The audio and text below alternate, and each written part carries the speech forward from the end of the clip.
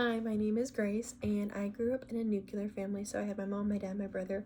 My brother's only 14 months older than me, so we grew up in a really close in age, and we grew up going to a lot of the same activities. So whenever we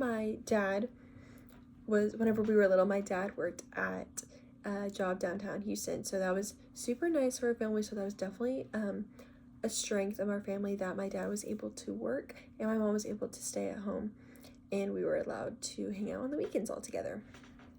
But in later years, my mom decided to go back to work as an elementary school teacher, so my dad was still working.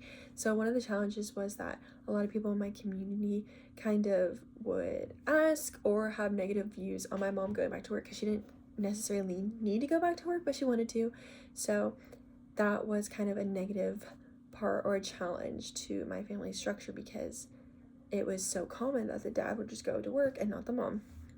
Also, another kind of a challenge was that they had to plan more and communicate more and make more designated time as families because my dad was working still and my mom was working now. So they had to make sure that we were all taken care of and still spending time together as a family. But overall, they both really wanted to work, and they tried and successfully managed to spend as much family time as possible. So I'm super grateful for that.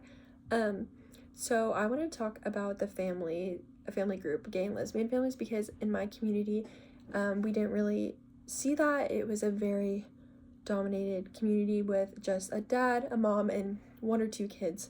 So it was super interesting to learn about the different gay and lesbian families. A lot of people don't know this, but there's no actual difference in being raised by heterosexual families. It's the same thing. I think a lot of time people assume that there's some big difference. It's also interesting to see all the negative stereotypes that go along with being in the LGBTQ plus families, like homophobia,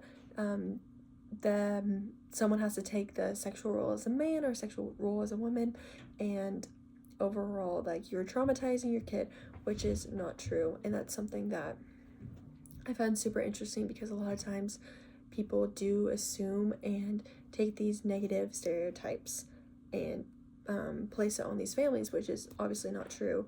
And I also found it interesting that same-sex couples usually have a higher relationship quality, so there's less arguing and more communication skills.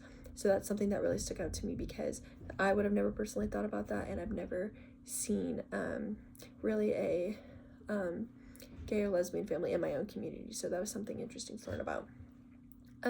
On that track of something I wasn't familiar with in my own community growing up is that the interable relationship. So I watched the video of Shane and Hannah talking about the relationship. Shane really promoted and explained that he is like any other partner. He is loving, caring, he can do anything that Hannah does in that sense. A lot of times they get negative comments about how Hannah has some fetish or she has something wrong with her to be in a relationship with someone that has a disability. So I think that's something super important that they shine light about, because a lot of times people do have this negative stereotype on people with disabilities, or not even disabilities, like when I was talking about gay and lesbian families, that people that are not the norm, socially normal, people have these negative stereotypes when realistically everyone is the same and they are able to complete and have a family and being loving partners. So I really think this module allowed me to compare and contrast people in my community, as well as learn more about different relationships and family structures that I was not exposed to as a younger kid. But now in my future, I know more about these different families and will be exposed more to different families as I grow.